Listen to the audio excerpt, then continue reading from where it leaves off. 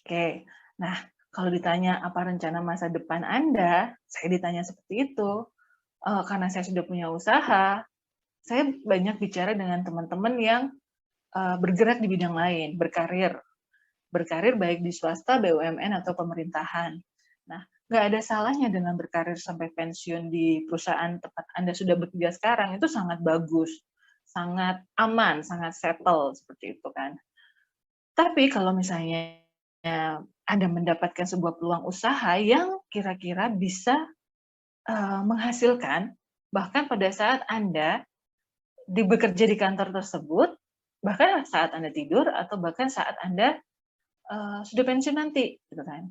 Jadi teman-teman itu, yang sekarang ngejar jabatan, berpikirnya pasti adalah, mengejar jabatan setinggi-tingginya sebelum pensiun. Nah, setelah pensiun bingung, malah ada beberapa yang saking tingginya jabatannya begitu pensiun, merasa bahwa dari langit seperti jatuh jatuh ke atas batu gitu ya, karena penghasilannya sangat-sangat turun gitu kan. Nah, berkarir sampai pensiun itu salah satu rencana masa depan beberapa orang. Nah, ada juga yang bekerja double. Bekerja double banyak dilakukan kok saat ini oleh beberapa orang, seperti orang yang bekerja di siang hari, malamnya mungkin sekarang rata-rata yang berbau online, mulai ojek online atau mungkin, digital marketing dan lain-lain. Tapi kerja double-nya itu biasanya kalau dia tidak punya skill akan menghabiskan banyak waktu dan tenaga, seperti itu. Nah, terus terang kalau saya, disuruh kerja double, masih mikir-mikir karena kan yang saya cari untuk masa depan saya adalah, tidak terlalu sibuk, tapi penghasilannya makin besar. Nah, saya sebenarnya ada di sisi mulai usaha. Saat saya memulai usaha ini gitu lah, memang tidak mudah. Memulai usaha itu, waktu itu harapan saya bahwa anak-anak saya akan melanjutkan usaha yang sudah saya jalankan.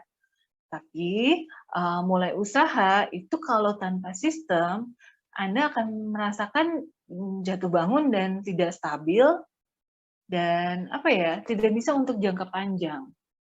Nah, mulai usaha juga modalnya cukup besar, baik secara nominal uang ataupun secara kemampuan manajerial. Karena kalau mulai usaha, Anda pastinya punya karyawan kan. Nah, karyawan-karyawan ini yang perlu Anda manajeriali. Kalau Anda beli franchise pun, franchise-nya sudah mahal, puluhan juta, Anda tetap harus ngatur karyawannya sendiri. Dan bukan hal yang mudah karena kalau Anda misalnya saat ini bekerja, terus Anda beli franchise, Anda harus ngatur karyawan, Anda makin nggak punya waktu, seperti itu. Jadi kalau rencana masa depan saya, terus terang saya ingin punya usaha yang nggak ada pensiunnya. Jadi dia terus-menerus, stabil, berkesinambungan.